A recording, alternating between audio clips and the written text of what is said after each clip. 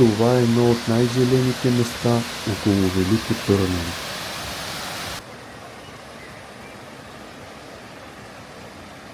Това е хотнишката екопътека с Хотнишкия водопад до село Хотница, Велико Търновско.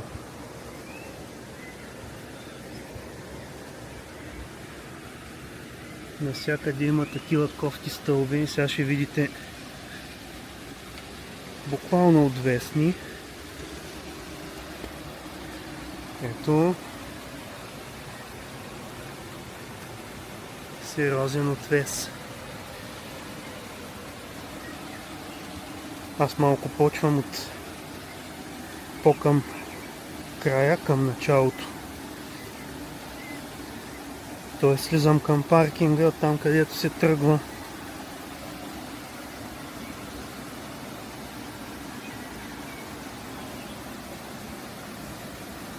Малко са поизгнили на места, трябва да се внимава, но пък ето къде попадаме. Вирчета, водопадчета.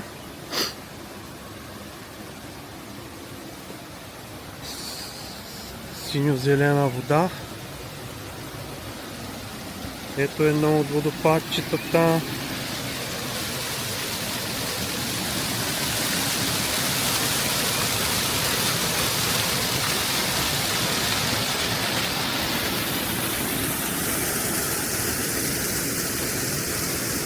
Там продължаваме по пътека и по мостови. Ето виждат се хора идват.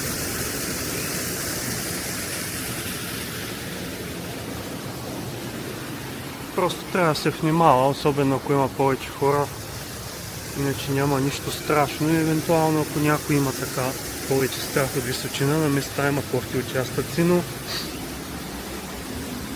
тя реално продължава доста нататък пътеката цялата до самия край. Горе излиза на едно плато, на един хълм.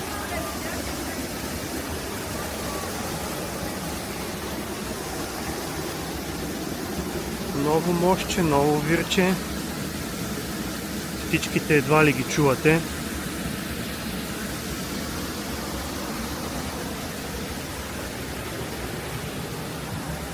Така че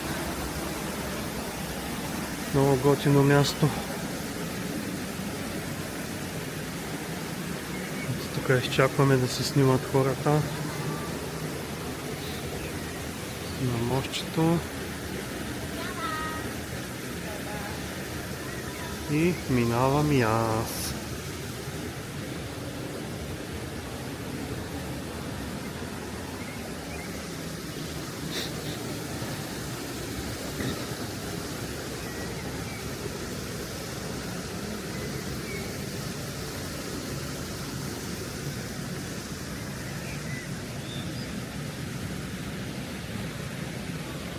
Много готино местенце.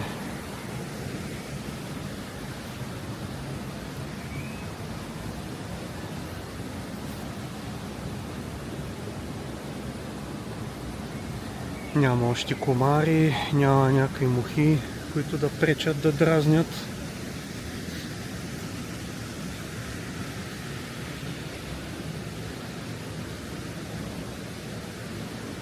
Супер приятно време, даже днеска е доста топъл ден, около 25 на сянка го дават, така че тук е много приятно, защото напече доста.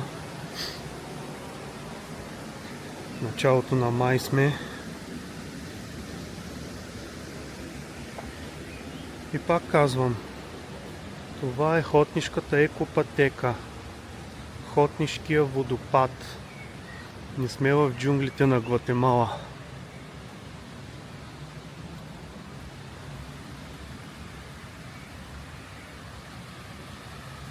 Тук малко има съборени клони. Зимата предполагам от снега.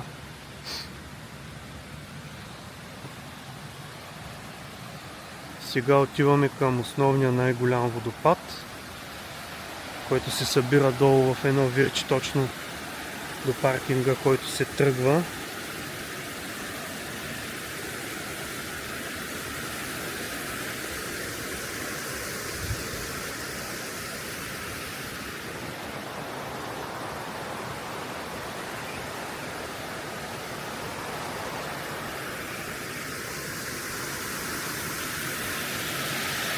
Ето там в дъното е реално скока на големия водопад. Сега е сравнително пълноводен, все пак е пролет.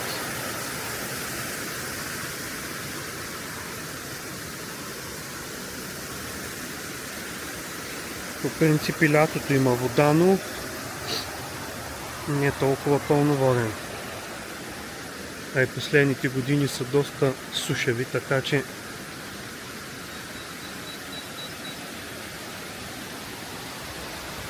ето гледка.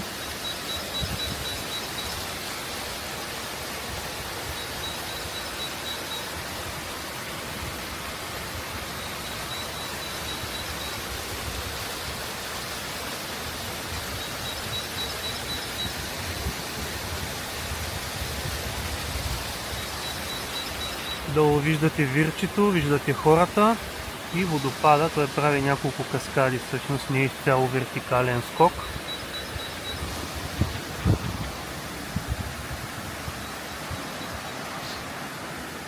Тук има много готина ниша за промушване по пътеката надолу. Ето.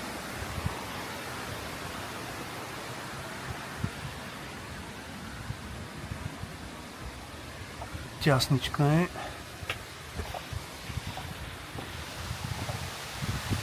Добре, че не съм 120 кг.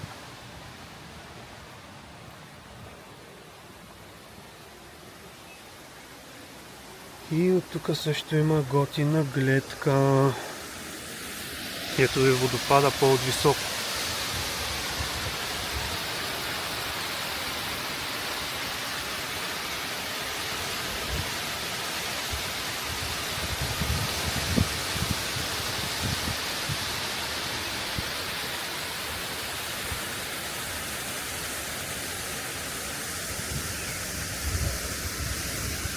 Натам са полетата.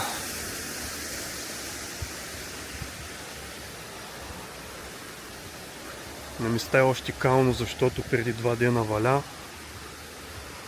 Имаше така дъждовно време, някакъв циклон дъждовен.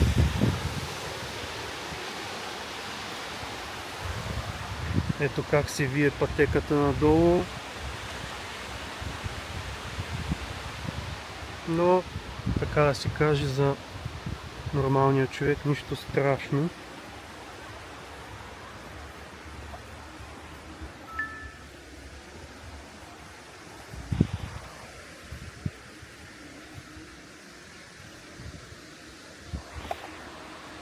Може би чувате и музиката долу от заведението на паркинга, вече е отворено, тъй като посетителите започват да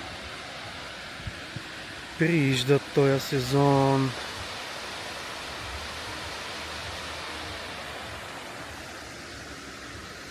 Ето ги откатерванията. Тук са сравнително доста по-малки, отколкото навътре, откъдето тръгнах и ви показах.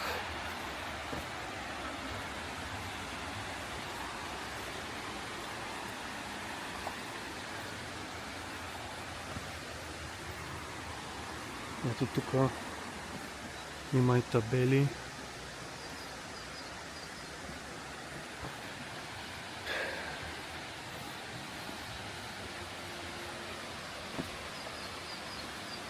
Идват още хора.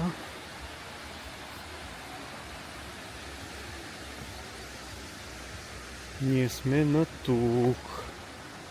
Тук след тия момичета има пак една гледка на водопада, но тя... Аз ви го показах от по-високо целия, така че няма нужда.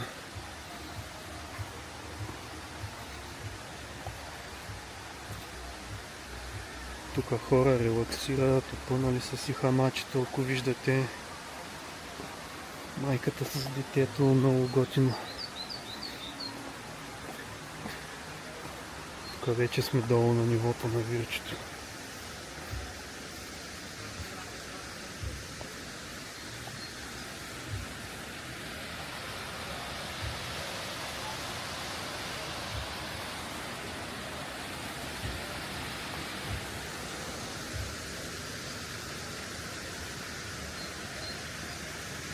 Ето е последното мостче.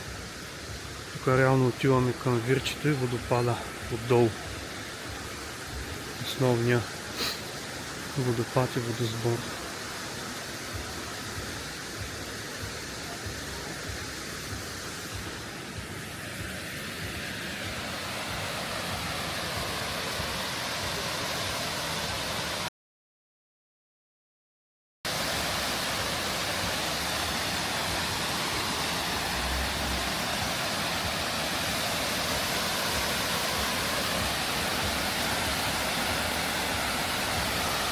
Ето го в цялата му прелест.